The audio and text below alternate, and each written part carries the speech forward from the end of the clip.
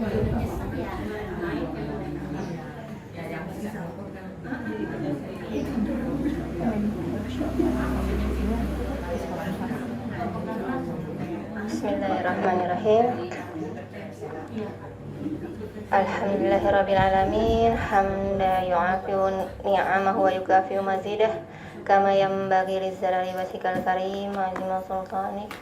Allahumma sholli ala Muhammad wa ala ali Muhammad la nabiyya ba'dah. Rabbi shrah li sadri wa yassir li amri wahlul 'uqdatam min lisani yafqahu qawli. Amma ba'd. Bismillah. Assalamualaikum warahmatullahi wabarakatuh. Alhamdulillah Allah hari ini izinkan kita bertemu di usia Indonesia 78 tahun. Masya Allah ya Bu. Kalau usia manusia mah itu udah usia renta ya, udah 78 tahun. Tapi apapun kejadiannya, semoga Allah memberikan negeri ini sebagai negeri yang baldatun thayyibatun wa rabbun ghafur. Dan semoga Allah anugerahkan pemimpin-pemimpin yang amanah, yang bisa mendukung pergerakan Islam, yang meluaskan agama kita untuk bisa berkembang dengan baik dan menjadi pondasi yang kokoh bagi anak keturunan kita. Karena belakangan ini generasi sekarang itu terlihat semakin jauh dari agama. Panutannya bukan lagi panutan Rasul dan para sahabatnya, bukan lagi sekedar gini Bu, anak-anak sekarang tuh sekedar orang tuanya agamanya Islam, maka dia terlanjur Islam. Jadi judulnya terlanjur Islam. Orang tua juga sekarang lebih merasa bahwa yang bertanggung jawab pendidikan agama itu sekolah yang dia bayar. Orang tua tidak menjadi contoh teladan bagi anak-anaknya. Maka kenapa sih kok Allah masih sempatkan kita hidup untuk menikmati kemerdekaan sampai sekarang ini? Padahal banyak dari kita yang usianya lebih muda tapi Allah izinkan dipanggil terlebih dahulu. Yang usianya di bawah kita, yang kondisinya mungkin lebih sehat dari kita, tapi Allah izinkan meninggal di usia muda. Sementara Allah izinkan kita untuk tetap bisa hidup sampai hari ini. Kenapa kira-kira Bu? Kalau untuk orang beriman, kesempatan kita diberikan hidup dan diberikan umur panjang oleh Allah itu adalah karena Allah menginginkan kita mengembalikan hati kita sebelum kita mengembalikan jasad kita. Sesuai dengan hari ini ya Bu, temanya berdamai dengan hati. Kemarin kan beberapa sesi yang lalu berdamai dengan takdir, berdamai dengan masalah. Hari ini kita mau berdamai dengan hati. Karena Bu, ternyata hati itu organ yang paling capek. Kalau badan mah Bu capek bisa diurut ya. Tapi kalau hati, hati-hati dengan hati. Hati-hati dengan hati. Karena hati itu merespon semua panca indera yang kita rasakan. Kalau kita melihat, yang merespon hati. Ya Bu, kita ngelihat kan gitu. Waduh Uti hari ini cantik amat, pakai bajunya hitam, jilbabnya pink. Itu kan hati tuh Bu yang ngomong ya Bu. Apakah hati kita meresponnya dengan baik atau enggak? Jadi si hati tuh bekerja terus selama kita masih hidup Bu. Kalau mata mah Bu kita tidur dia merem Bu. Tapi hati tetap aja Bu merespon. Kalau kita mimpi juga ke bawah hati kita suasananya. Bahkan kita berusaha tidur, hati kita kadang masih main ya Bu. Masih mikirin kan Bu. Masih, apalagi kalau ada persoalan mau tidur, kalau kata Uti gelibak belum bisa tidur. Hati dan pikiran kemana-mana. Ada berita apa yang kita dengar, yang merespon apa Bu? Hati. Maka hati nggak pernah istirahat, dia capek dia itu. Capek itu hati itu yang paling lelah dan paling mudah ternodai. Maka kita harus bisa berusaha berdamai dengan hati. Makanya Allah mengizinkan kita hidup sampai sekarang ini agar kita siap mengembalikan hati kita. Kembalinya kemana? Kembali ke Allah. Bukan jasadnya yang akan kita kembalikan ke Allah dulu, tapi hatinya kita dulu. Sebelum jasad sampai kepada Allah, maka hati kita dulu sampaikan dulu ke Allah. Biar ketika jasad kita sudah terbujur kaku, hati kita sudah menyatu dengan Allah. Hati kita sudah connecting sama Allah dulu. Maka yang menjadi PR buat kita adalah bagaimana selama ini kita bisa berdamai dengan hati kita. Bagaimana kita selama ini bisa menjaga hati kita. Bagaimana kita bisa berhati-hati dengan hati kita. Karena hati itu sumber dari amal kita. Kalau ibu-ibu sudah paham atau sudah hafal artinya ya Bu, ada hadis Nabi yang menyatakan ala innal fi jasadi mudghotun, di dalam tubuh manusia ada segumpal darah. Fa in saluhatil amalun kullaha, jika ia baik maka seluruh amalannya baik. Fa in fasadatil amalu kullaha, tapi jika ia buruk maka amalannya akan buruk. Ala wahiyya qalbu, dan ia disebut hati, qalbu. Rasul sendiri Bu yang mengingatkan kita, ada di dalam tubuh kita segumpal darah yang nanti akan menjadikan kita, apakah kita mampu memilih amal baik atau kita terlena di amal buruk. Maka segumpal darah itu adalah qalbu. Qalbu itu Bu ada dalam genggaman Allah. Hati itu ada dalam genggaman jari jemari Allah. Namun Allah memberikan pilihan kepada kita untuk menggunakan qalbu kita, akan dibawa kemana qalbu kita. Mau dibawa kemana hatimu itu, katanya.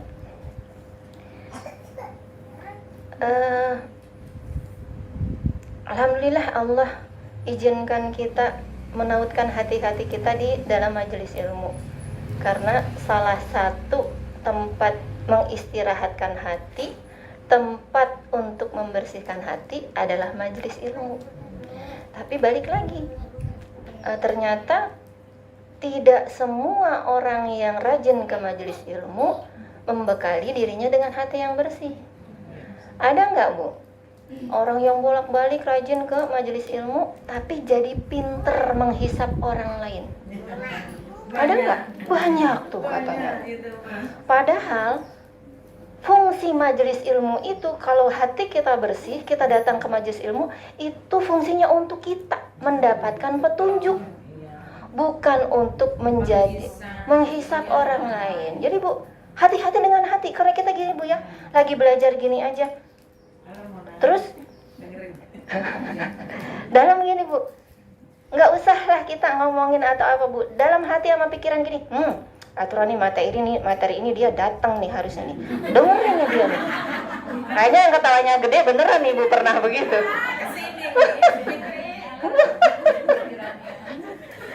Kadang suka gitu ya Bu, itu secara nggak langsung hati kita udah menghisap orang lain loh Bu ya. Tuh, Masya Allah, astagfirullahaladzim, astagfirullahaladzim. Bu, kalau gitu mah berarti gini Bu, ada niatan baik untuk mengajak ya Bu. Tapi gini Bu, jadi pengennya gini ya Bu, yang kesindir jangan kita aja, yang lain juga kesindir, ayo ajak. Sama-sama dengar. Iya, sama-sama dengar. Tapi kadang gitu Bu, karena dulu juga saya begitu. Maksudnya gini Bu, seorang dukun tuh sekarang duduk berbagi begini karena sudah mengalaminya dulu. Dan berusaha untuk jangan sampai teman-teman semua tuh kayak begitu. Makanya kita belajar sama-sama. Itulah Bu, alhamdulillah Allah izinkan kita bersama-sama di majelis ilmu. Makanya sebelum ke majelis ilmu, luruskan niat. Ya Allah, saya mau bermajelis ilmu, ridhoi ya Allah, agar ilmu ini nanti manfaat untukku. Bahkan Rasul sendiri selalu mengawali hari dengan doa agar diberikan ilmu yang manfaat. Allahumma inna as'aluka ilman nafi'ah. Itu Bu setiap habis salat subuh ya Bu. Jadi diriwayatkan Bu, Doa itu dibaca sebelum salam. Sebelum salam ketika salat subuh. Jadi kalau udah baca atahiyat, doa 4 perlindungan, terus doa orang tua, doa minta dihindarkan dari neraka, dimasukkan ke surga. Tahiyat itu waktu mustajab doa di dalam sholat ya Bu. Jadi banyakin doa. Dan terakhirnya sebelum salam, Allahumma inni as'aluka ilman nafi'ah wa rizqan thayyibah wa amalan mutaqabbal. Minta hari ini diberikan ilmu yang manfaat buat diri, buat hati ini, dan diberikan rezeki yang baik, yang halal, yang berkah, yang manfaat buat sesama, dan amal hari ini mudah-mudahan diterima Allah. Itu awali harinya seperti itu. Nah, balik lagi ke tadi ya Bu, jangan sampai kita salah niat kemudian membawa hati yang kurang bersih ketika kita ada di majelis. Karena dulu juga saya gitu Bu, kalau dapat materi apa, langsung kepikiran orangnya Bu di sini. Iya. Harusnya dia denger nih. Harusnya dia ada di sini. Iya, harusnya dia ada di sini. Satu, yang pertama itu ya. Jadi kita lebih sering menghisap orang lain ketika kita sudah nambah ilmu. Padahal hati yang bersih nggak begitu. Ketika dapat ilmu, ya Allah, jaga hamba jangan sampai seperti itu ya Allah. Ya Allah, bantu hamba, temani hamba untuk bisa menjadi yang lebih baik sesuai ilmu ini ya Allah. Jadi ke kita dulu, ke hati kita dulu. Kan tadi itu Allah memberikan kita kesempatan untuk apa? Mengembalikan hati kita ke Allah dulu sebelum mengembalikan jasad kita. Yang pertama itu seringnya kita menghisap orang lain dulu. Yang kedua, seringnya kita jadi menutupi apa yang salah di diri kita dengan ilmu yang kita dapat. Jadi kita ngambil asumsi sendiri. Jadi misalnya, kalau gue sih ya nggak apa-apa gitu kan, kata hadisnya juga boleh nih. Jadi gitu Bu, sama kita diasumsikan sendiri untuk mencari pembenaran buat kesalahan kita. Atau misalnya kita udah kesentil tapi kita jadi kasih pembenaran, ya gimana kita mau bisa ikhlas orang dianya seperti itu. Nah, dibalikin kayak gitu, orang dianya seperti itu, jadi nggak balik ke kita sendiri. Waalaikumsalam warahmatullahi wabarakatuh. Ibu, kalau sempit majuan aja, aku majuan Bu, majuan. Orang-orang yang dipilih Allah untuk betah di majelis ilmu, tapi juga jangan gini Bu, iya ntar aku jadinya hatinya jadi kotor nih, jadi mikirin orang. Kan kita lagi belajar ya Bu, nggak apa-apa gitu dulu, daripada di rumah saja nggak ngapa-ngapain. Di rumah aja kebanyakan nonton sinetron, kebanyakan nonton drakor, khawatirnya nanti kolbunya nggak tersentuh. Kan kita kan sedang mau membersihkan hati agar kita bisa berdamai dengan hati. Ketika hati sudah damai, apapun yang masuk ke dalam hati itu insya Allah semua akan kita kembalikan kepada Allah, dan semua akan menjadi ketenangan buat kita. Orang-orang yang mencintai ilmu di dalam majelis ilmu ini kan duduknya bareng sama malaikat ya Bu ya, insya Allah ya Bu. Maka kalau di dalam majelis ilmu terus yang ada jadinya gibah, boleh dipertanyakan Ibu, jangan-jangan sebelahnya bukan malaikat, ada penyusup. Bisa jadinya ada penyusup ya. Lupa, a'udzubillahi minasyaitonirrajim mungkin tadi ya. Kita adalah orang-orang yang limited edition, orang-orang yang dengan stok terbatas. Karena berapa banyak orang yang punya banyak waktu tapi tidak digerakkan oleh Allah untuk datang ke majelis ilmu. Saya Masya Allah ya Bu, kalau ngelihat status teman-teman salihah itu Masya Allah, hari ini itu bisa ikut 4 kajian ya Bu, Masya Allah. Terus ada juga yang bilang gini Bu, tapi sekarang kan gampang bisa ngaji di YouTube. Boleh nggak? Boleh. Tapi lihat, keutamaan majelis ilmu ada dalam apa Bu? Silaturahminya. Bu, bersalaman aja itu menggugurkan dosa di antara orang yang bersalaman. Kan kita mah pengennya ya setiap hari dosa kita berguguran. Makanya kan banyak yang setiap hari datang ke majelis ilmu, nanti ketemu sama sahabatnya salaman. Apalagi kita mah salamannya tambah cipika-cipiki ya Bu, sambil lulus-lulus itu Masya Allah, itu menimbulkan rahmat kasih sayang di antara kita. Kemudian kalau datangnya offline kayak gini Bu, kita dapat kesempatan didoakan malaikat ya kan Bu. Ini nanti disaksikan sama malaikat itu Bu, dilaporin ke Allah. Allah semua udah tahu ya Bu perlakuan kita seperti apa, tapi malaikat menjadi saksi bahwa kita ini kita ini hambanya yang datang bersama-sama mencari ilmu dalam rangka mencari hidayah Allah, mencari petunjuk Allah. Karena ya Bu, berapa banyak dari kita, sering nggak Bu, kita datang ke majelis ilmu, dari rumah punya masalah nih Bu, nggak taunya pas datang ke majelis ilmu, ini jelek banget sama saya. Ya sering gitu ya, suka pas ya, ini bener, ini saya kena Bukun, itu semuanya yang Bukun omongin kena. Padahal saya nggak nyontek, nggak nyambung ya Bu, satu sama tuh. Iya, makanya Masya Allah, mohon maaf lahir batin ya Bu, saya nggak berniat nyindir, bener. Oh gitu. Apa jangan-jangan karena saya Bukun cuma beda D sama B ya? jadi apa-apa suka pada nyambung gitu ya. Aduh Masya Allah, tapi bener Bu nyambung. Itu kan Bu, itu yang namanya ilmu itu bisa menjadi petunjuk. Ilmu itu bisa menjadi hidayah buat kita. Asal tadi Bu apa? Kita bawa hati yang bersih. Kalau hatinya kotor Bu apa? Nyindir melulu, pengajian nyindir melulu. Akhirnya tersaring Bu. Allah akan menyaring ya Bu. Yang kesindir tapi berusaha untuk berubah menjadi baik, maka dia akan datang terus-terusan. Kalau kata Bu Fitri, saya kangen disindir Bukun. Baru kali ini ada orang kangen karena disindir. Saya kangen disindir Bukun, kalau nggak datang katanya salah. Jadi si Bukun tukang sindir. Jadi sebenarnya Bu, setiap sharing adalah pembelajaran buat saya pribadi. Jadi saya sering sekali bilang sama sahabat saya, sama suami saya bilang, tahu nggak ya, setiap kali saya punya masalah, setiap kali saya punya kesedihan, itu qadarullahnya saya itu besok pengen ngasih materi tentang itu. Sama seperti ini ketika berdamai dengan hati, Allah kasih ujian yang benar-benar istilahnya ngobok-ngobok hati nih. Wah, jadi sebenarnya ini loh. Jadi makanya malam begitu ngedengerin materi, jadi ayahnya ikut ngedengerin tentang kenapa jadi sakit hati, bagaimana hati yang selamat, hati yang sakit, hati yang mati.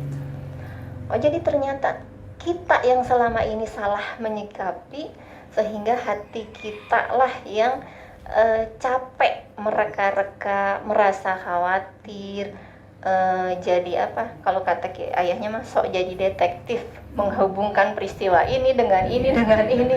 Ya. Oh ya benar-benar katanya. Jadi kayak pinter sendiri ya tuh, masalah Bu. Jadi semakin banyak ilmu, jadi kita jadi kayak mereka, oh iya begini, aku mah tahu ini ya. Padahal ya Bu, nggak boleh gitu. Itu mah Allah yang nakdirin. Maka ketika saya pernah kecewa sekali dengan seseorang yang di pikiran saya gini Bu, itu orang nggak pernah ngapa-ngapain, tapi kok dibaikin sama orang yang seharusnya orang itu baik sama saya. Nggak pernah ketemu baru beberapa kali, itu luar biasa orang dapat kebaikan. Nah, dari keluarga saya sampai sebegitunya baik. Itu saya marahnya karena apa? Dia ada kontribusi apa sama keluarga sampai dibelain sama tapi saya nggak teriak gitu. Ibu yakin kan saya nggak bisa teriak? Iya, cuma dalam hati saya Bu. Dalam hati saya yang mulai kotor tuh saya gitu tuh. Ada kontribusi apa dia sampai gitu? Mulai mereka tuh Bu, mulai mereka saya. Datang kajian ini Bu, di setelah terus. Saya kan sentilnya di sini. Ternyata saya sedang dihinggapi hasad. Hasad itu merontokkan amal kita yang udah banyak nantinya bagai api yang membakar kayu bakar. Kan nanti habisnya Bu lama-lama. Saya nangisnya gini Bu, kata ustadznya gini Bu, ketika kamu tidak menyukai kebaikan yang diterima oleh saudaramu, berarti kamu sedang menentang Allah. Ya Allah, saya jahat banget, saya sok banget, saya lagi nentang Allah. Itu kan takdirnya Allah, dia mendapat kebaikan lewat keluarga saya. Saya kuasanya apa?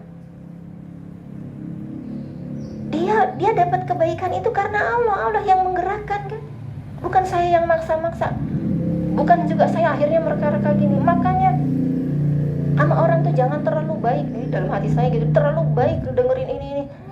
Biarpun dia baik, tapi kalau Allah nggak gerakan orang itu untuk datang minta bantuan, lalu nggak Allah izinkan saudara saya itu punya kesempatan dan punya keluangan materi dan tenaga untuk membantu, nggak akan terjadi. Kan itu Allah yang ngizinin, terus saya mau membangkangnya ya, istilahnya kan bilang gini, ya Allah kok dia begitu sih? Loh, kata Allah gini, itu mah kuasa aku, lu mau ngapain? Itu hati saya, Bu. Hati saya ke bawah hasad jadinya, ya Allah. Jadi saya nangisnya gitu, ya Allah, ngapain juga saya mikirin itu? Sekuat apapun saya menghalangi, jika Allah menghendaki maka kun fayakun. Sekuat apapun saya memberi, jika Allah membatasi maka nggak akan terberi. Bu, teori mah banyak ya, kita banyak teori, tapi teori itu akan manjur kalau udah dikasih prakteknya sama Allah, maka dikasih ujiannya. Maka sering sekali saya bilang kan, hati-hati ketika kita dapat materi, bersiap-siap untuk Allah uji. Kalau kamu lulus, insya Allah ujiannya nanti akan ada lagi. Kalau nggak lulus masih di situ aja, berarti kamu masih diremet, itu ujian itu akan datang lagi. Ibu, itu halus sekali ya, hasad itu halus sekali. Kalau dipikir secara logika nih, logika kita mah, ya iyalah, gimana nggak kesel, orang baru kenal juga langsung dibantuin kayak gini-gini. Secara logika ya, secara logika kan gitu ya, Bu. Tapi Allah mah nggak bisa pakai logika, Bu. Allah mah pakai hati.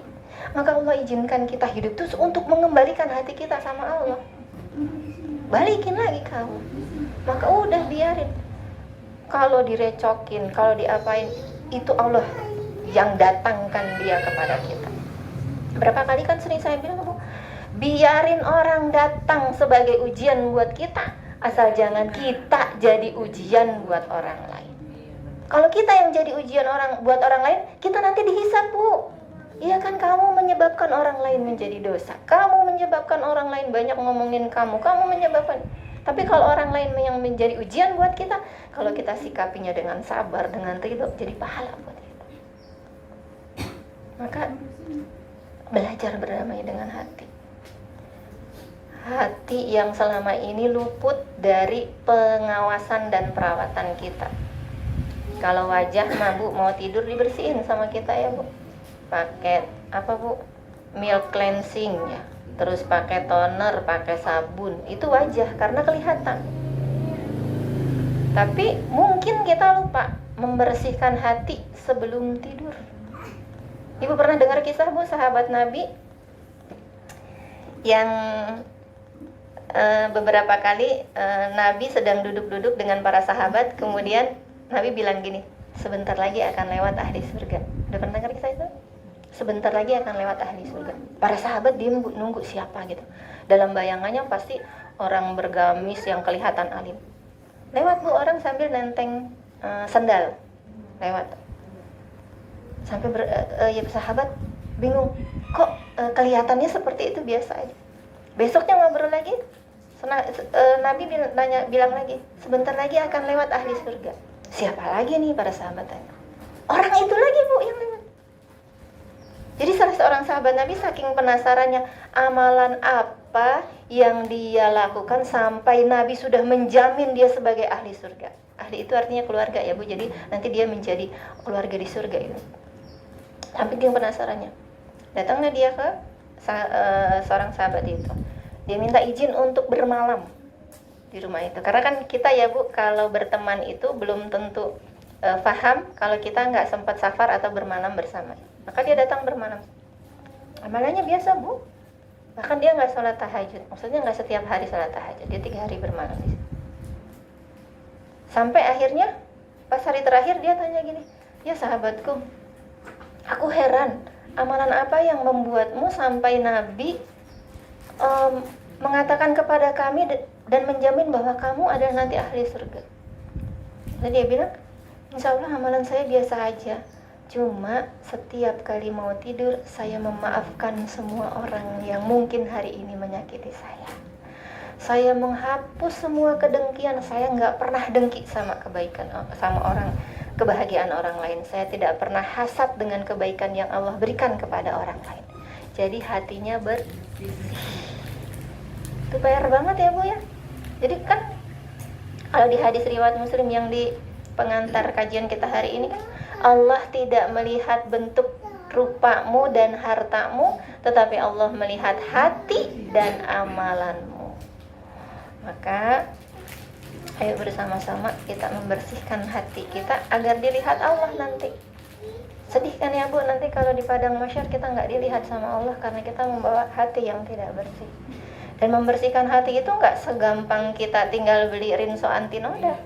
Ya Bu ya, perlu belajar lama, perlu kita nih Bu merendahkan hati kita bahwa kita itu nggak mampu tanpa bimbingan Allah.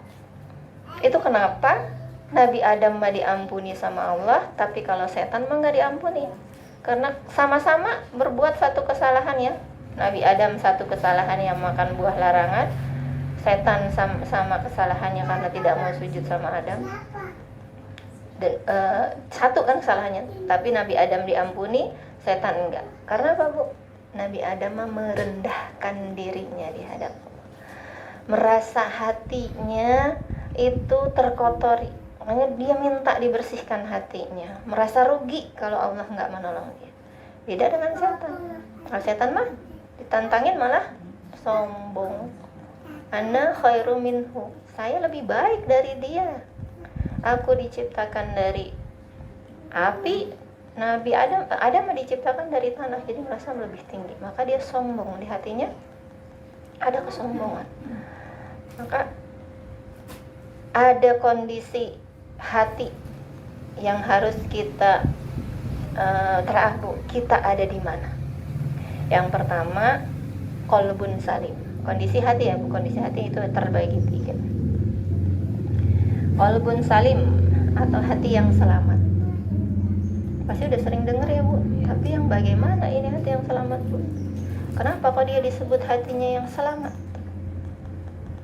Dan mudah-mudahan Allah izinkan kita menggapai qalbun salim.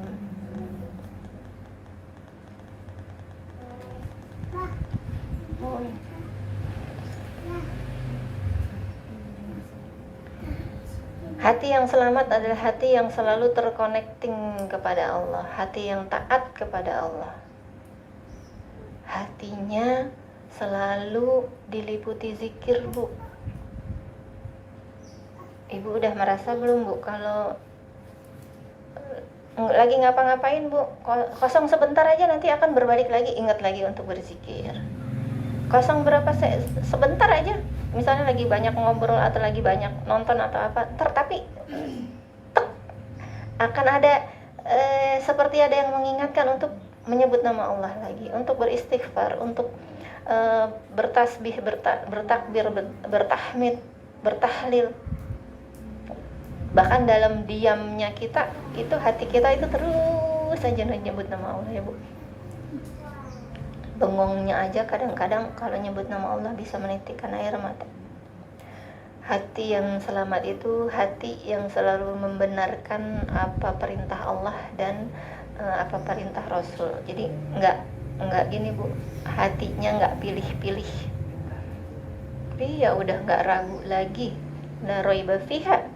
Tidak ada keraguan di dalamnya. Dari Al-Qur'annya itu yang Allah perintahkan, udah nggak ada keraguan apapun itu yang Allah katakan, itulah yang kita berusaha untuk melakukannya. Apa yang Allah perintahkan kita lakukan, apa yang Allah larang sekuat tenaga kita jauhi. Itu hati yang selamat. Hati yang selama ini sedang kita upayakan. Hati yang selama ini seringkali kita tertatih-tatih untuk membuatnya tetap lurus ke Allah. Karena ya Bu, perempuan mah ada masa di mana udah berusaha sekuat tenaga untuk menjaga hati, tapi kalau pas lagi PMS ya Bu, apalagi kalau yang mau premenopause nih mood swing banget Bu, di usia-usia menjelang 50 gitu ya Bu ya. Masalah sepele bisa menjadi bikin kerentak di hati. Padahal maksudnya bagaimana pasangan kita keterimanya bagaimana. Maka yang paling jadi PR banget buat perempuan itu untuk bisa istiqomah menjaga hati, balikin lagi ke Allah. Kalau ada apa-apa, balikin lagi ke Allah. Jangan ikutin prasangka. Karena Bu, ternyata sakit itu, badan yang sering sakit itu mungkin sedikit banyak dipengaruhi oleh pola makan ya. Tapi yang paling menjadi penentu adalah pola pikir dan pola perasaan. Iya, hati dan pikiran kita. Ibu pernah nggak Bu ngerasain punya masalah terus sampai kepikiran, akhirnya badannya jadi nggak enak? Sering. Oh sering. Jangan sering atulah sekarang mah tuh. Iya, jadi kadang ya Bu, bikin kita mual, bikin kita enak nggak paruh gitu ya, sakit ulu hati. Padahal dibantuin mikirin gitu selesai nggak masalah Bu? Enggak. Iya. Iya, kalau tau gitu mah dari tadi ya. Maka di materi kita yang dulu kan berserah dulu baru ikhtiar. Selama ini pola kita salah. Ya ikhtiar dulu, giliran udah babak belur, terserah Allah aja. Kata Allah mah kalau bahasa Betawi, gue bilang juga apa. Ya kan gitu ya. Nah ya sekarang nih sama kita nih di ini lagi diperbaiki lagi. Sekarang pola pikir kita berserah dulu baru ikhtiar. Jadi kalau ada blok masalah, ya Allah hamba ridho, masalah ini datang kepada ridho dulu ya Bu, ridho. Kalau udah ridho berserah, hamba yakin ini akan ada penyelesaiannya ya Rabb. Namun hamba gak bisa tanpa Engkau temani ya Rabb. Tolong temani, bantu hamba ya Rabb. Minta tolong dulu sama Allah, serahkan dulu sama Allah, baru jeda, pikirin Bu, harusnya bagaimana ya ini. Pikirinnya jangan gini Bu, jangan mencari apa-apa yang di luar kontrol kita ya. Jadi baliknya dulu ke hati kita dulu. Iya, ini mah ngajinya ngaji hati ya. Makanya banyak sering kesindir ya, karena ternyata banyak sekali PR nih di hati kita untuk bisa memperbaiki hati. Karena apa yang jadi pikiran dan perasaanmu nanti bisa jadi ungkapanmu, ucapanmu. Apa yang jadi ucapanmu bisa jadi tindakanmu, apa yang jadi tindakanmu bisa menjadi takdirmu. Jadi ternyata yang menciptakan takdir bisa jadi ternyata kita sendiri ya.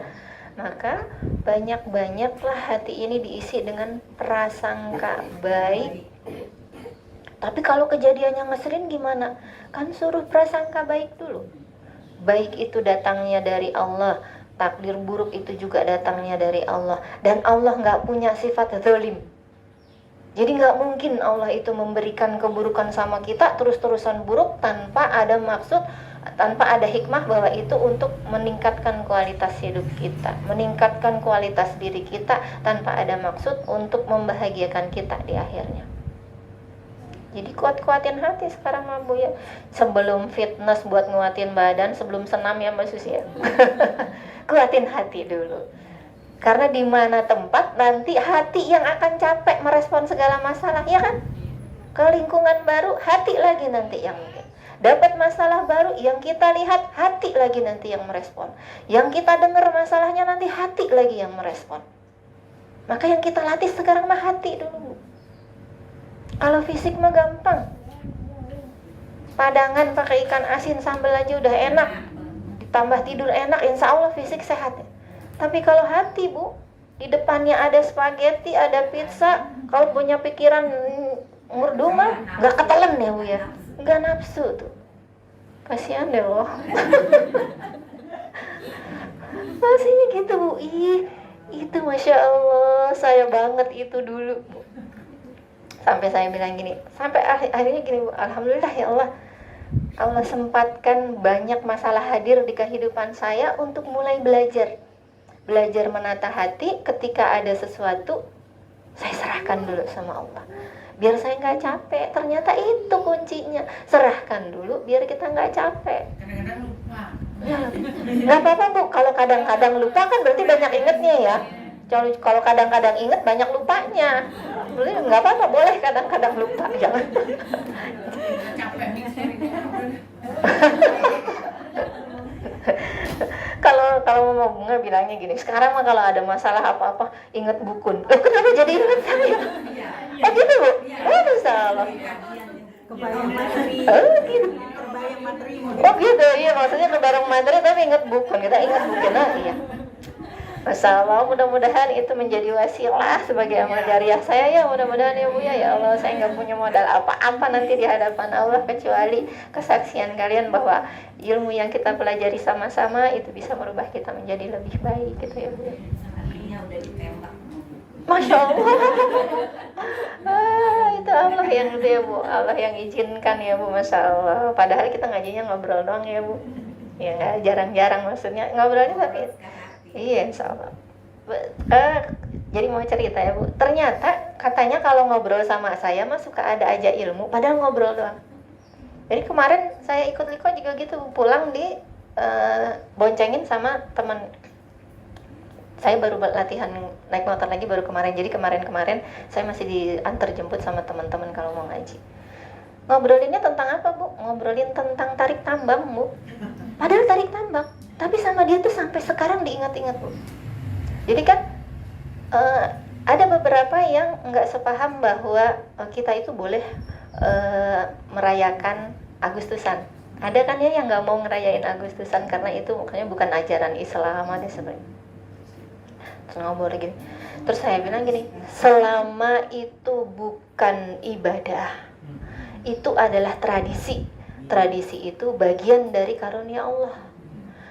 Sekarang tarik tambang, kan kalau ibadah mah ada rukunnya ya Bu. Kita puasa, rukun puasa apa? Niat dan imsak. Rukun salat apa? Ada 13 ya Bu. Pokoknya rukun haji, rukun itu kan namanya ibadah, ada rukunnya. Terus saya tanya gini, memangnya tarik tambang ada rukunnya? Rukun pertama, sebelum tarik tambang berwudu. 2, pegang tangan pakai tambang harus pakai tangan kanan. 3, melangkah kaki yang kiri dulu. Dia ngakak Ibu tuh, ketawa tuh. Iya ya Bukun, iya. Bedakan tradisi dengan ibadah. Kalau ibadah ada rukunnya, kalau tradisi enggak. Jadi maka kita jangan langsung menjat, enggak ada, itu mah tradisi. Kan manusia itu banyak ragamnya, Allah yang mengizinkan banyak sekali macam-macam manusia dan macam-macam tradisi. Itu Allah bukan Bu yang izinin. Allah kan ya Bu. Dari yang bentuk wajah, warna kulit berbeda-beda itu kan Allah. Budaya berbeda-beda itu kan Allah. Jadi selama nggak ada rukunnya itu artinya bukan ibadah, itu tradisi. Jadi kalau tradisi itu yang tidak ada unsur menyekutukan Allah, tidak ada unsur melanggar syariat, itu insya Allah boleh. Kan insya lihatnya tadi itu silaturahmi dengan tangga, memberikan banyak kebaikan kepada tetangga. Jadi tadi pagi Bu dia bilang, dia guru TK, dia gambar tarik tambang Bu. Bukun, saya ingat obrolan kita di motor Bukun. Jadi ingat, apa iya tarik tambang harus wudhu dulu? Jadi itu sekilas info ya Bu. Ternyata ngobrol juga bisa ada maknanya ya, seperti ngobrol yang ada ilmunya kadang-kadang. Nah itu tadi kalau Bun Salim ya Bu, kalau kita sudah berusaha mengoneksikan hati kita kepada Allah, apa-apa yakin atas ketetapan Allah dan berusaha untuk tenang menghadapi segala sesuatu, semoga Allah izinkan kita meraih qalbun salim. Karena hanya hati yang tenang, hati yang bersih yang Allah panggil ke dalam surganya nanti ya. Pengennya kita begitu ya Bu. Tapi ibadah menjaga hati itu ibadah tersulit karena dia nggak kelihatan Bu.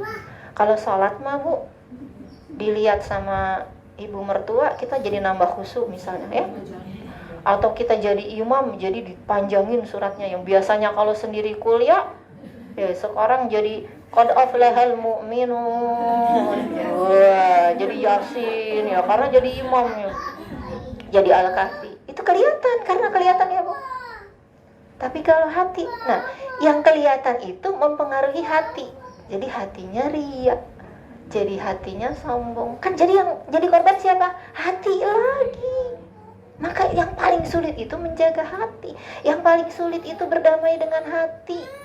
Karena hati itu susah diajak damainya.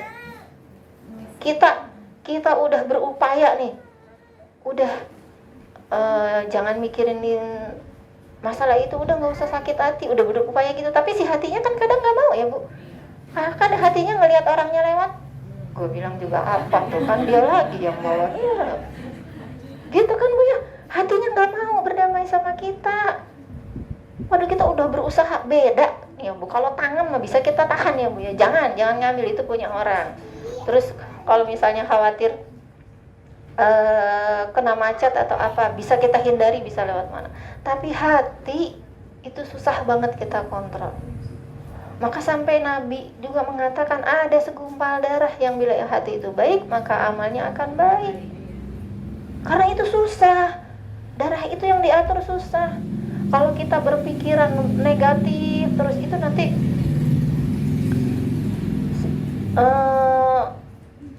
energi negatifnya akan tersalurkan oleh aliran darah Bu. Jadi katanya Bu, kalau sering menyimpan dendam itu bisa mempengaruhi kerja jantung. Maka Bu, hati-hati kalau kita udah punya merasa gini, aduh kalau inget dia hanya masih ada yang nggak bisa lolos nih. Hati-hati, bisa jadi itu dendam. Dia kan kunci kita mah satu ya Bu ya, kita tidak akan dihisap oleh perbuatan orang lain. Kita akan dihisap atas perbuatan kita kepada orang lain, ya kan? Jadi makanya biarin aja dia mau begitu. Nah itu mainin apa Bu? Hati lagi. Makanya susah kan berdamai dengan hati. Tapi bisa nggak? Bisa, kalau latihan orang Nabi sendiri kan yang bilang. Dan Allah yang janjikan. Ya Tuhan nafsul mutmainnah, jiwanya tenang, hatinya tenang. Berarti ada kan? Ada. Sahabat Nabi yang gak banyak ibadahnya jadi ahli surga, karena dia bisa berdamai dengan hatinya. Mau hari itu dia dibikin kesal sama orang, dia maafkan. Maafnya bukan cuma maaf ini, iya gue maafin, iya tapi dalam hati terblondok ya, tapi gue blokir nomor WA lu ya, lihat aja. Kan bisa kan lu ya, yang kelihatan kayak gitu. Tapi hati mah gak bisa dibohongin. Sekuat-kuatnya kita, sesehat-sehatnya kita itu yang ngontrol hati. Itu kan kalau hatinya baik menentukan amal baik, kalau hatinya buruk menjadikan amal buruk. Berarti kita dikontrol sama hati kan, hati dan perasaan kita. Maka kita harus berdamai ini sama hati. Biar hatinya mengarahkan kita kepada hal-hal yang baik aja. Jangan sampai karena pikiran kita, perasaan kita yang mendominasi, pengennya kita benar sendiri, akhirnya hati kitanya lalai, hati kitanya jauh dari hati yang selamat. Atau jangan-jangan kita termasuk dalam hati yang kedua, qalbun marid, marodo, sakit pakai do, marid.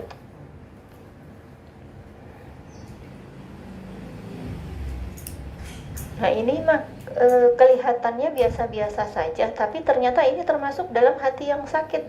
Nauzubillah min dzalik, mudah-mudahan kita tidak termasuk di dalamnya. Karena apa Bu? Orang yang hatinya sakit, dia tetap beriman kepada Allah, dia tetap melakukan ketaatan kepada Allah, dia tetap ibadah, tapi dia tidak pernah merasakan nikmatnya ibadah itu. Jadi dia sholat Bu, sholat mah rajin sholat, tapi nggak pernah dapat feel sholatnya, nggak pernah dapat rasa di sholatnya.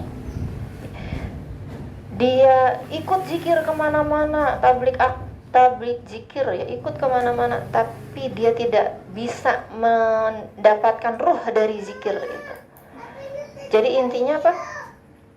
Hati yang sakit itu cuma sekedar menyelesaikan kewajiban, tugas, tetapi tidak ada implementasinya di diri, tidak ada bukti nyatanya istilahnya ya Bu. Jadi kalau kita mah menggugurkan kewajiban aja. Jadi kalau marid, MAARIDH kalau bahasa Indonesianya, kalau Arabnya marid, pakai do.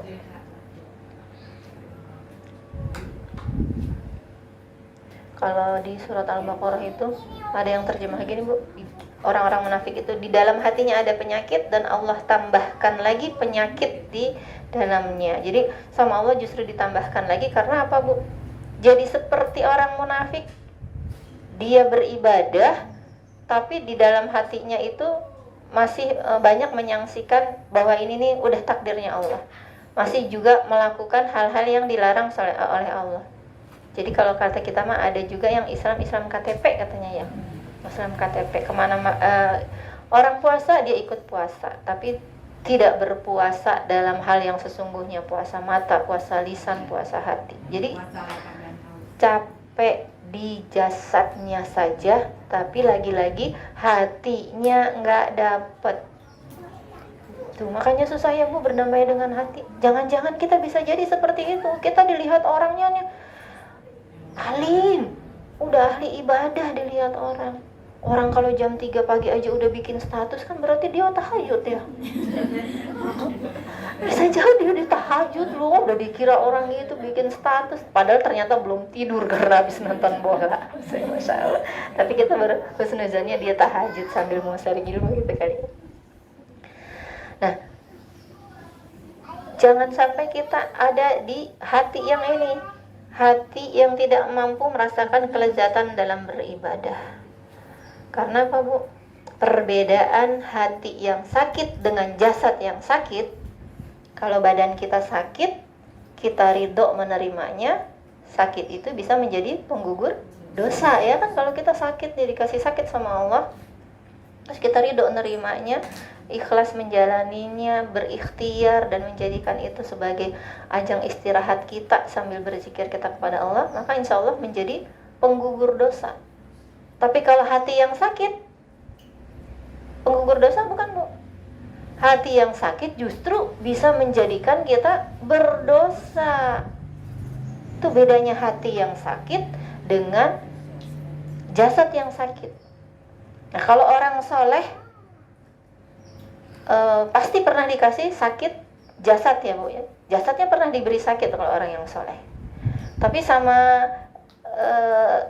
tapi dia tidak pernah, orang yang soleh Bu seperti Nabi, para sahabat ya, tidak pernah membiarkan hatinya sakit.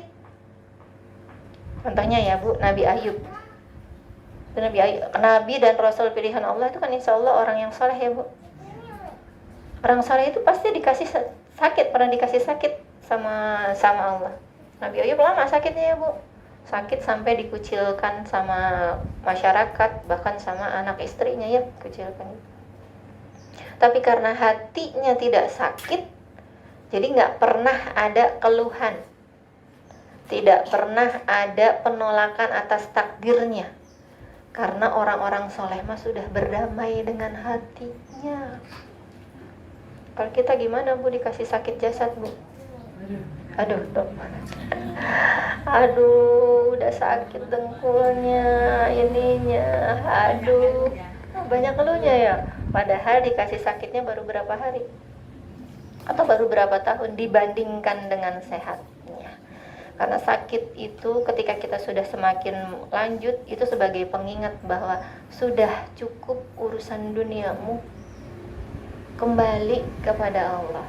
Kembalikan hatimu kepada Allah, jadi jangan kepada dunia lagi. Jadi maka ketika orang-orang sibuk berebut warisan, udah biarin aja, kalau rezeki mana juga nanti dapat. Tapi dengan syarat kita sudah memberitahukan mana yang hak buat kita. Karena nanti Bu, ilmu yang hilang duluan itu ilmu tentang waris Bu.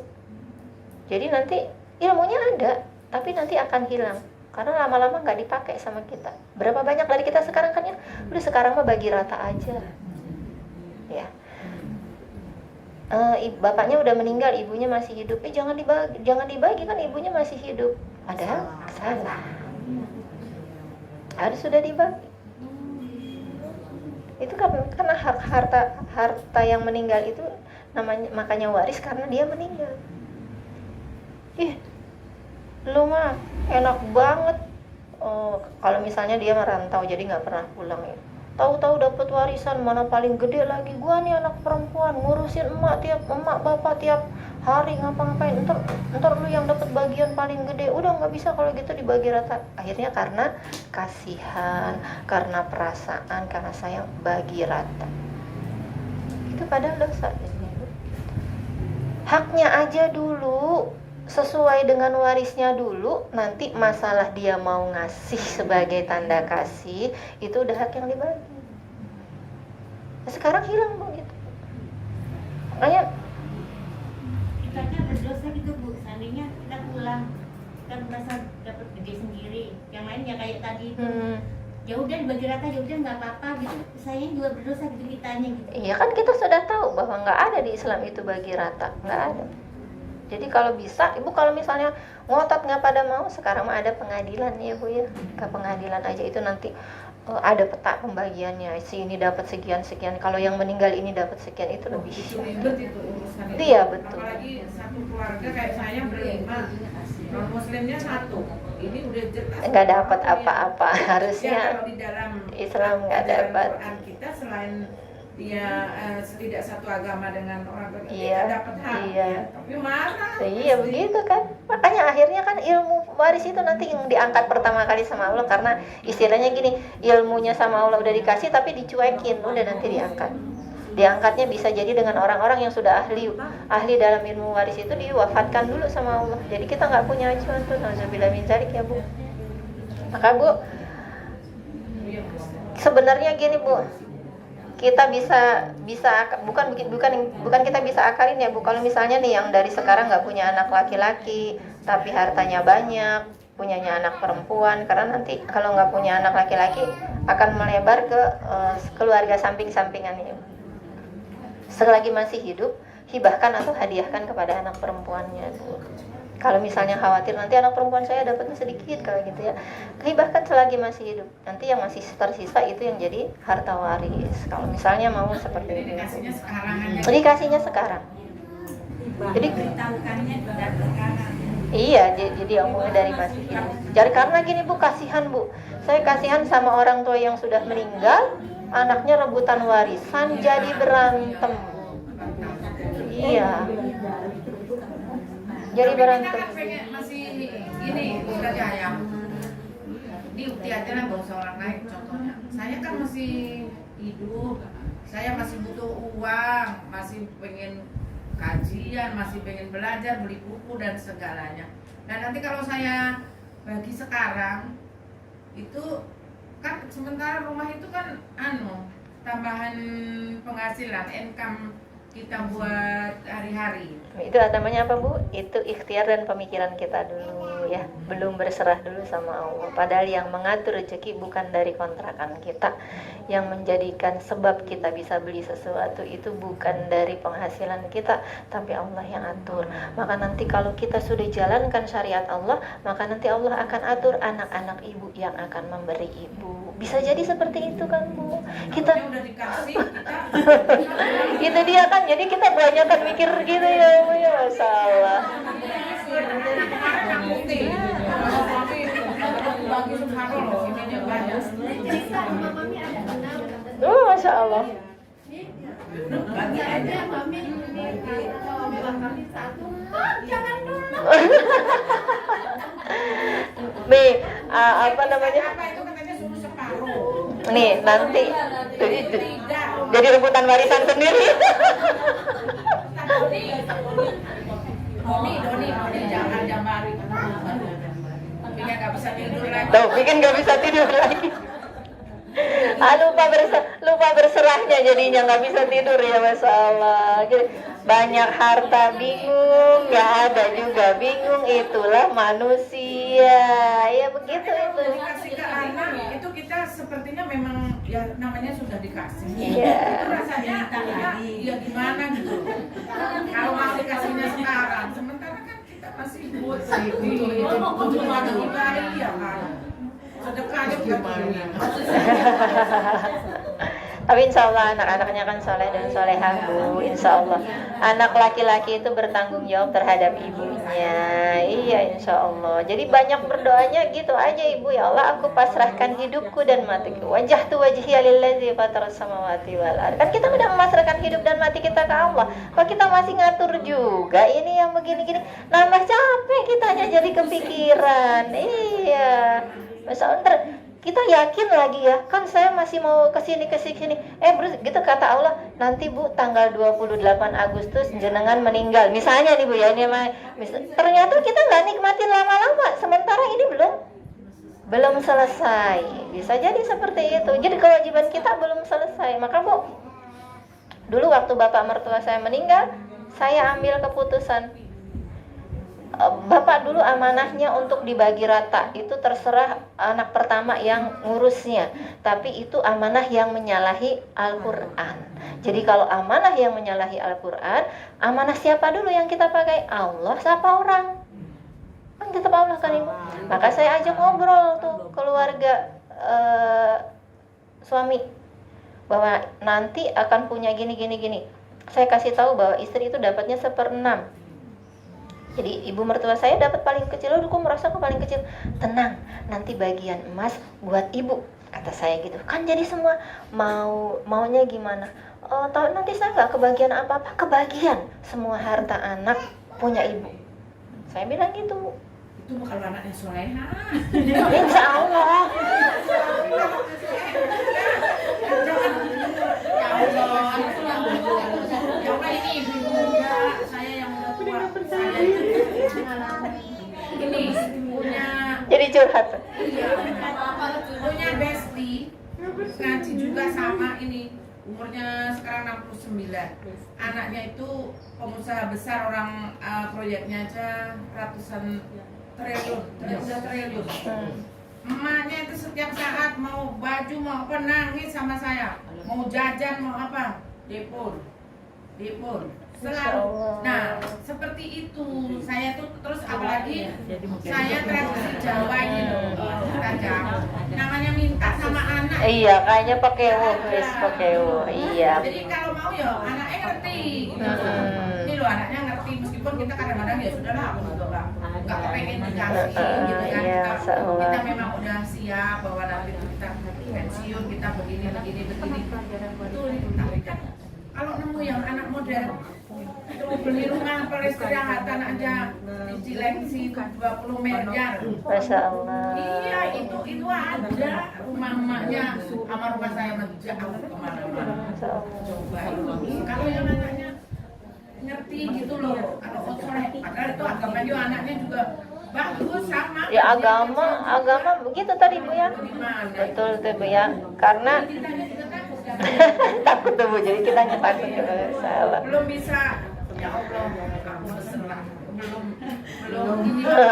Iya, karena itu masih masa berserahnya masih bersyarat ya Bu. Kalau kita jadinya masih bersyarat, masih pakai tapi. Iya. Iya. Kalau ya itu tuh bukti hidupnya Mama Bunga tuh Bu. Tadinya khawatir Bu sama seperti itu. Tuh, beliau tuh Bu yang ngerasa. Anaknya belum bisa ngasih. Kalau dalam pikiran kita Ibu udah digedein, anaknya pinter, soleh. Begitu lulus kerja langsung nikah Bu. Kan jadi kebayang belum ngerasain gaji pertama anak gue loh, belum ini. Makanya kata saya sering banyak ngobrolnya, banyak curhatnya sama saya Bu. Udah dilepaskan, Allah yang mengatur segalanya. Mau anakmu gajinya miliaran, tapi kalau Allah berkehendak rezekinya bukan dari anakmu, maka kamu gak akan kebagian. Jadi jangan minta dari anakmu, tapi minta sama Allah.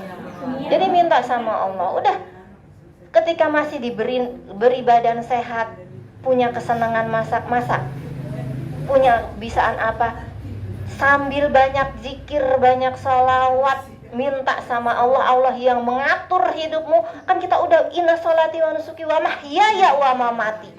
Udah mati hidup kita udah sama Allah. Ngapain ngarepin anak kita? Ngapain ngarepin mantu kita? Iya Bu, benar. Kurus dulu Bu Mama Bunga itu Bu. Iya. Iya, Masya Allah Bu. Tadinya saya, anak saya habis nikah, saya badannya habis kurus, saya khawatir anak saya nggak bisa. Kayak, kalau saya orang Jawa juga kan nggak mau minta sama anak juga, sama saya. Tapi alhamdulillah kata Bu Put, saya suruh ikhlas, suruh ini saya ridho Bu Put saya pokoknya. pakai. Oh, anak saya sekarang mah. Tuh, begitu Bu. Tiap bulan aku pokoknya kemana aja, Mama mau kemana? Saya di semua di ini. Karena kalau kita sudah berpasrah sama Allah, nanti Allah yang atur sesuai prasangka kita. Khawatir anak saya kan laki-laki takut kebawa istrinya. Betul. Kan kita khawatirnya gitu ya Bu. Iya Bu. Aduh, saya teman nangisnya Mama Bunga itu Bu. Dia udah, makanya begitu kesini ketemu, ya alhamdulillah udah seger badannya, sekarang udah melebihi berat badan saya lagi. Ini tadinya di bawah saya ya Mama Bunga ya. Betul, sekarang udah melebihi berat badan saya lagi. Mudah-mudahan saya bisa. Masya Allah. Tadi saya khawatir saya itu berlebihan ya. Nanti Bahkan gimana? anak saya habis nikah, saya pulang, anak saya ditinggal di tempat mertuanya ya. Saya tangisin di rumah, saya nggak terima. Iya kan Bu ya, ngerasa dia yang nyekolahin, semua sudah berhasil. Soalnya saya merasa saya biayain semuanya. Oh, iya. Apa sampai kerja di mana saya ini.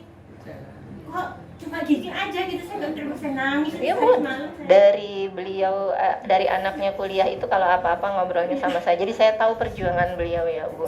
Yang qadarullah juga diberikan suami yang banyak sekali memberikan pahala sama beliau, itu luar biasa Bu beliau perjuangannya. Tapi itu Bu, kembali ketika sudah memasrahkan kepada Allah, jadi kayaknya gini, ya Allah udah terserah Allah mau gimana aja ya Allah.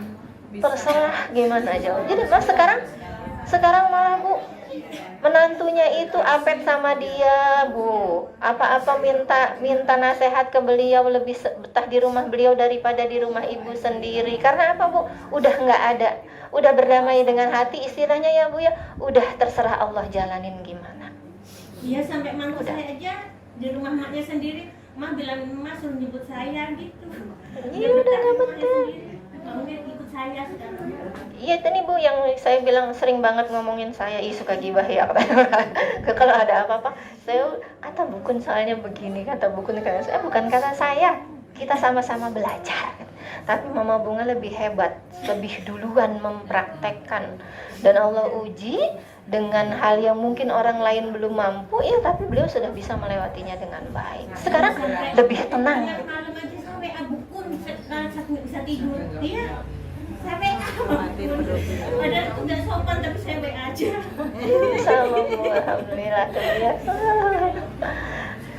Ya alhamdulillah ya Bu ya, kalau kita sudah terkoneksi sama Allah, hati kita sudah terkoneksi sama Allah, udah yakin sama Allah, udah jatuh di titik pasrah. Jadi gini Bu, kalau di PPA ada semakin gelap semakin terang. Jadi Bu, kalau kita masalah kayaknya udah gelap sekali, kan kita akhirnya terbiasa di gelap, kita akhirnya bisa ngeliat kan Bu ya di tempat gelap itu. Kalau kita udah kan awalnya maksudnya kita mati lampu nih, gelap banget, kayaknya nggak kelihatan apa-apa. Tapi nanti kalau udah 10 menit mati lampu dan kita belum nemuin cahaya, itu kita remeng udah mulai bisa. Seperti itu Bu. Kalau kita punya masalah blek, itu kayaknya langsung gelap Ibu. Tapi kalau kita udah ridho, udah tenang, itu nanti pelan-pelan cahaya Allah masuk Bu. Udah cahaya Allah masuk, semakin gelap udah semakin terang. Jadi sekarang begitu Bu, kalau ada apa-apa, udah ya Allah aku ridho. Nangisnya ke Allah Bu, bukan ke orang yang ngasih masalah ke kita, bukan ke anak kita, bukan ke pasangan kita. Nangisnya ke Allah, ya Allah tolong jaga hati ini ya Allah, aku lagi hasad nih ya Allah, tolong jaga hati ini, jangan sampai amal-amalku habis karena hasadku ya Allah, tolong bimbing ya Allah. Jadi yang kita baliknya ke kita lagi Bu. Kalau hati kita udah tenang, itu pelan-pelan Bu, nanti akan terurai masalahnya. Selama ini banyak masalah nggak terurai karena kita capek ikhtiar sendiri, karena kita ngereka-reka harusnya gimana, karena kita fokus sama masalah bukan fokus pada solusi. Capek, makanya PR banget tuh ya.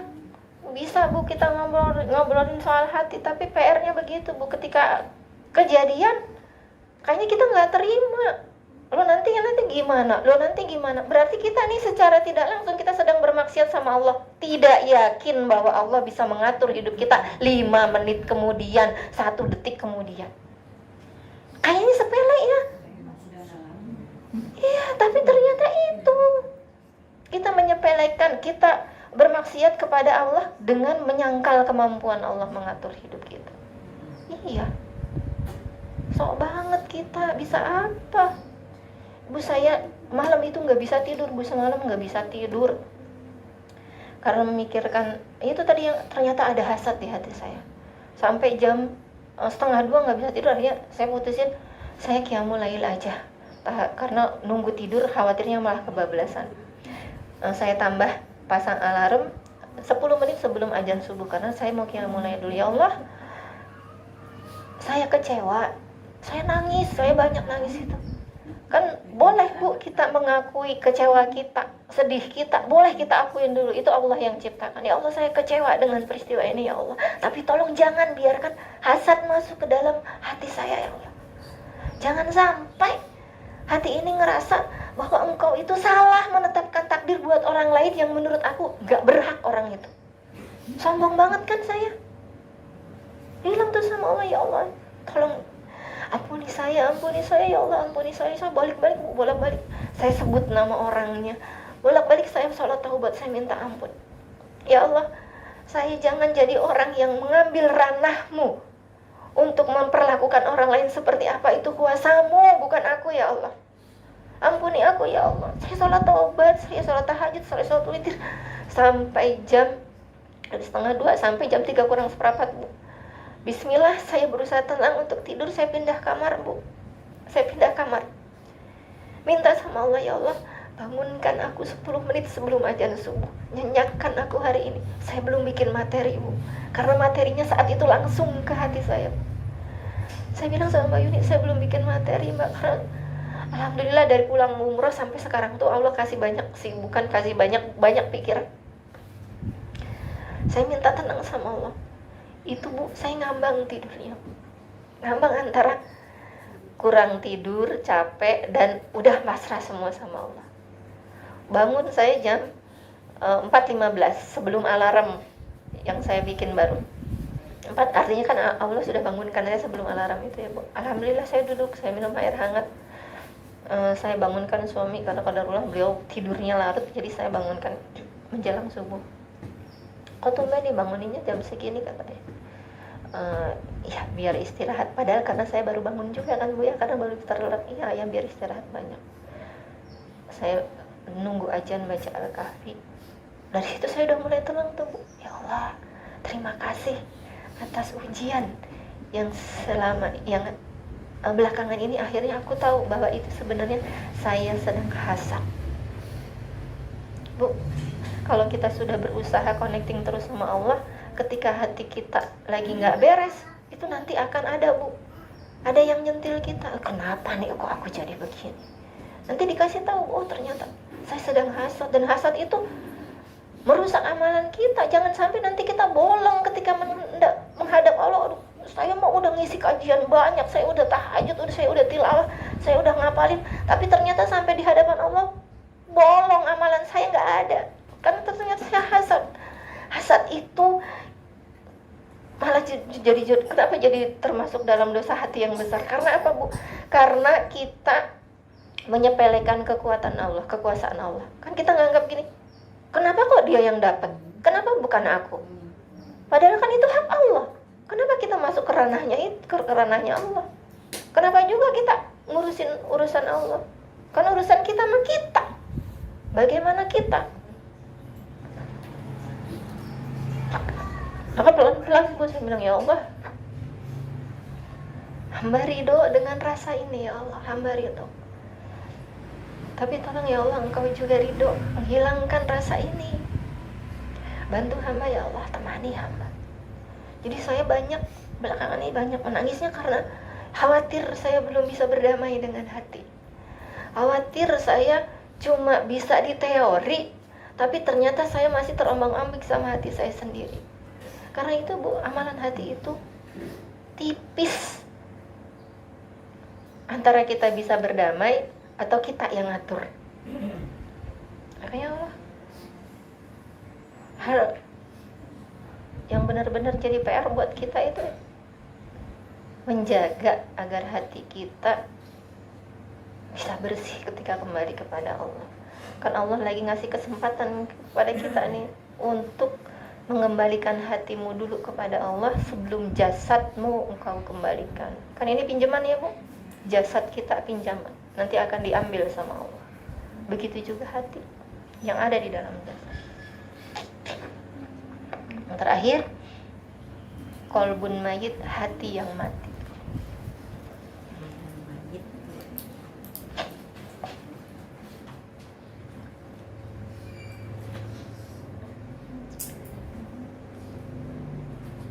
Hati yang mati itu hati yang tidak pernah mau menerima kebenaran, karena ia merasa dirinya lah sumber kebenaran.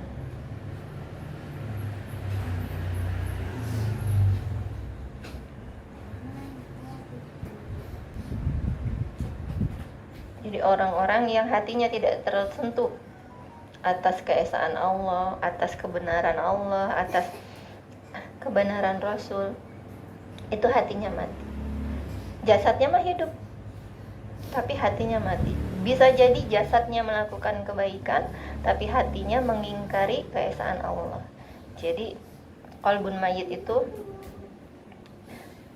bisa jadi di orang muslim ya Bu, bukan mukmin, tapi muslim. Di orang muslim bisa jadi, yang pasti ada di orang kafir. Kalau kafir kan jasad mah hidup, kebaikannya berjalan, tapi dia mengingkari kebenaran Allah. Jadi dia nggak mengakui Allah. Kalau orang kafir kan ya, Allah yang maha benar, Allah yang maha pencipta, Allah yang maha segala, diingkari keberadaannya, itu sudah mati. Tapi kalau orang muslim, dia Islam, tapi dia sulit menerima kebenaran karena merasa dirinya yang paling benar, yang tahu segalanya. Ada Bu kayak gitu? Ada. Jadi kalau dikasih masukan pasti ditangkal mulu sama dia, nggak mau, susah. Aku udah begini kok, aku juga gini. Jadi ngerasa bahwa suksesnya dia karena usaha dia. Kalau dikasih tahu apa-apa, dia merasa udah punya ilmunya, maka hatinya mati, udah nggak bisa tersentuh. Kalau hati sakit masih bisa Bu, kita belajar untuk mengobatinya, kita belajar untuk berdamai, untuk kita kalau punya kesadaran sedikit aja dan terus diasah di majelis ilmu seperti ini, insya Allah dengan niatan yang baik, insya Allah kita bisa menuju kepada qalbun salim. Kan kita nggak tahu kita nih secara jujur kita masih ada di qalbun yang mana, tapi insya Allah bukan qalbun yang mati ya. Iya, insya Allah kita berusaha menuju qalbun yang salim, berusaha mendamaikan hati dengan perasaan kita, dengan pikiran kita, dengan tingkah laku kita. Jadi hatinya diajak berdamai, biar mau ngikutin bagaimana perasaan, pikiran kita, dan hatinya itu terkoneksi membimbing kita kepada Allah. Jadi kalau apa-apa balikin lagi ke Allah, ada apa-apa yakinin lagi ke Allah. Kalau belum bisa juga, nanti kita akan terus diremedial sama Allah sampai kita bisa. Intinya itu ridho dulu ya Bu, sampai kita bisa. Sampai kita bisa melewati masalah, sampai kita bisa melewati ujian. Kalau misalnya kok terus-terusan saya diujinya sama itu, artinya kita belum bisa ridho, belum bisa berserah sepenuhnya kepada Allah. Jadi kalau tadi itu anaknya yang begitu, bagaimana Bukun, padahal orang kaya dia gitu. Yuk coba banyakin sholat taubat kitanya, jangan mikirin anaknya tapi mikirin kitanya. Banyakin sholat taubat. Saya kemarin di umroh ada yang begitu juga Bu, tapi karena dia defensif terus, nggak masuk setiap saya omongin, bukan omongin, maksudnya setiap sharing sama saya. Kita banyakin sholat taubat Bu, jadi jangan mikirin orang lainnya tapi pikirin kitanya. Saya juga suka kok sholat taubat. ayo tadi apa kalau kita berbasis itu?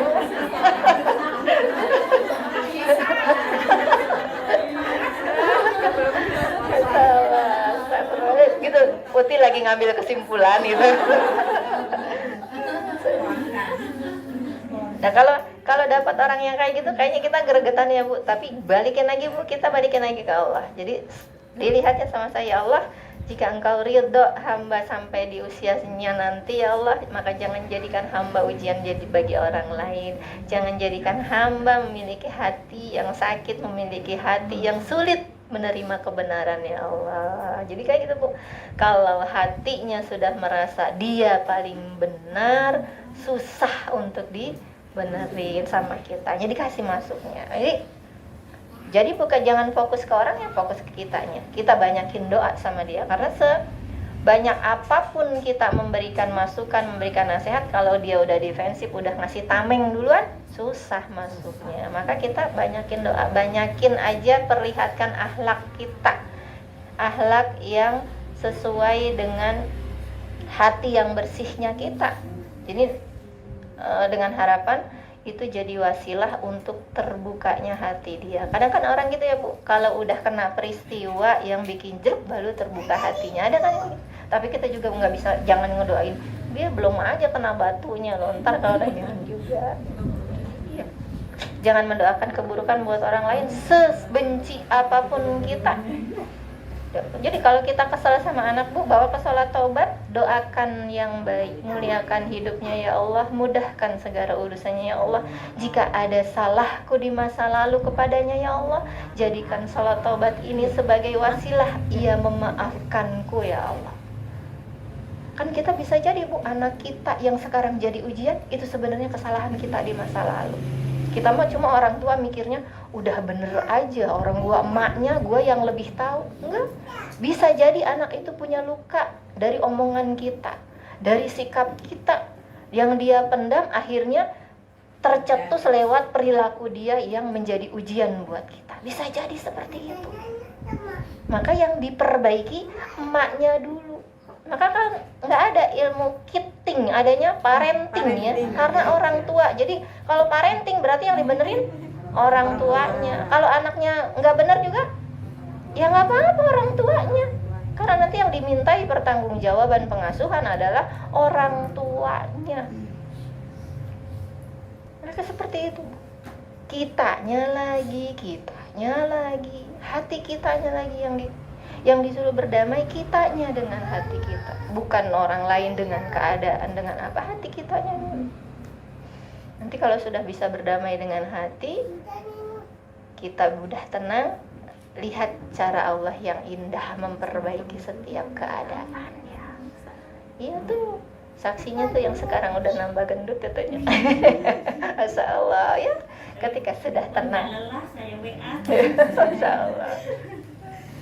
Masya Allah ya Bu, hadza min fadli Rabbi, ini karunia dari Allah.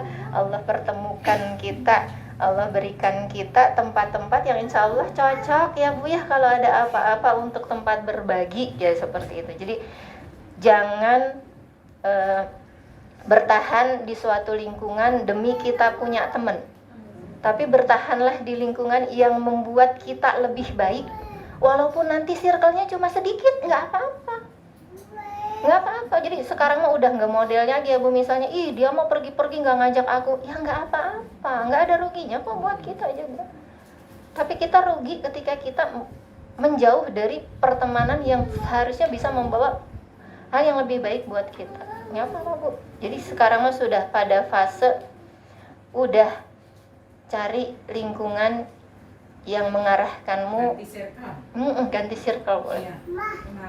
Istiqomah satu di antaranya ganti circle. Betul. Jauhi pergaulan yang toksik. Iya, ada kan ya Bu ya, pergaulan yang toksik ada. Kalau kita ngobrolin apa, bumbuinnya malah macam-macam. Kita curhat apa tentang pasangan, dibumbuinnya malah macam-macam. Jadi malah jadi membuat kisruh keadaan, bukannya mengambil. Tapi insya Allah mudah-mudahan Allah pilihkan kita sebagai limited edition yang terpilih untuk sama-sama memperbaiki diri. Sama nih, saya juga sedang berusaha terus-terusan memperbaiki diri. Kalau ada hal-hal yang mungkin dirasa lagi melenceng, tolong saling ingatkan ya Bu ya. Insya Allah saya juga perlu disindir. Jangan jago nyindir melulu kan ya. Saya juga perlu disindir. Salah.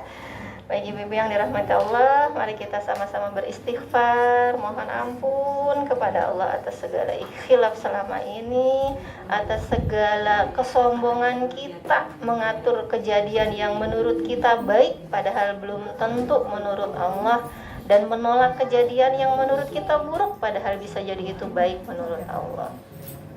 Astaghfirullahalazim, astaghfirullahalazim, astaghfirullahalazim.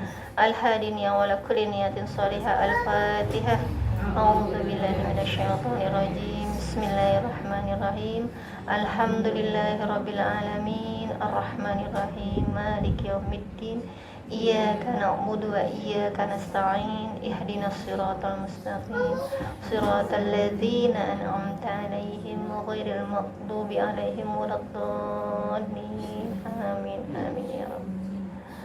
Allahumma anta rabbi la ilaha illa anta khalaqtani wa ana 'abduka wa ana 'ala ahdika wa wa'dika mastata'tu abu'u laka bi ni'matika 'alayya wa abu'u bi dhanbi faghfir li fa innahu la yaghfiru dzunuba illa anta. Ya Allah ya Rabb, Engkaulah yang menciptakan kami ya Rabb. Kami adalah hamba-Mu ya Rabb, hamba-Mu yang tidak bisa berdiri sendiri ya Rabb, yang membutuhkan selalu hidayah dan petunjuk-Mu ya Rabb. Hamba mengakui segala nikmat-Mu ya Rabb, dan mengakui segala dosa-dosa hamba ya Rabb. Maka ampunilah kami ya Rabb, ampuni kami, karena sungguhnya Engkau yang maha mengampun dan penerima taubat ya Rabb. Ya Rabb, tolong jaga hati ini untuk istiqomah di jalan-Mu ya Rabb. Tolong berikan ya Rabb kekuatan untuk bisa berdamai dalam hati ini ya Rabb. Menjaga hati ini untuk selalu ingat kepadamu dan berserah kepadamu ya Rabb. Ampuni kami ya Rabb. Ampuni yang masih selalu ikut-ikutan mengatur atas kejadian yang harus menimpa kami ya Rabb. Padahal Engkau sebaik-baik pengatur ya Rabb. Ampuni diri ini ya Rabb, yang terkadang tidak mau menerima takdir yang menurut kami buruk ya Rabb. Padahal itu Engkau yang memberikan ya Rabb, sebagai tanda cinta-Mu untuk menguatkan hati kami ya Rabb, untuk memberikan kesempatan kami bergantung sepenuhnya kepadamu ya Rabb, bukan kepada yang lain ya Rabb. Allahumma innaka as'aluka ahadu samad lam yalid wa lam yulad wa lam yakul lahu kufuwan ahad. Ya Rabb, lisan ini sering berkata bahwa Engkaulah tempat bergantung, tapi hati ini dan pikiran ini masih sering mencari dan berikhtiar untuk mencari semua permasalahan dengan jalan keluarnya ya Rabb. Kami lupa untuk berserah kepadamu ya Rabb, padahal Engkau yang maha memudahkan segala urusan. Allahumma la sahla illa ma ja'altahu sahla wa anta taz'alul hasna idza syi'ta sahla. Allahumma arinal haqqa haqqan warzuqna ittiba'ah wa arinal batila batila warzuqna ijtinabah. Ya Allah, tunjukkan kepada kami kebenaran ya Allah, agar kami senantiasa mendapat hidayah-Mu untuk mengikuti kebenaran itu ya Rabb. Dan ya Allah, tunjukkan kepada kami segala yang batil ya Rabb, dan berikan kami kekuatan untuk menjauhi hal yang batil itu ya Rabb, dengan segala pertolongan-Mu ya Rabb. Rabbana atina fid dunya hasanah wa fil akhirati hasanah wa qina adzabannar. Subhanaka rabbana rabbil izzati amma yasifun wa salamun alal mursalin walhamdulillahi rabbil alamin.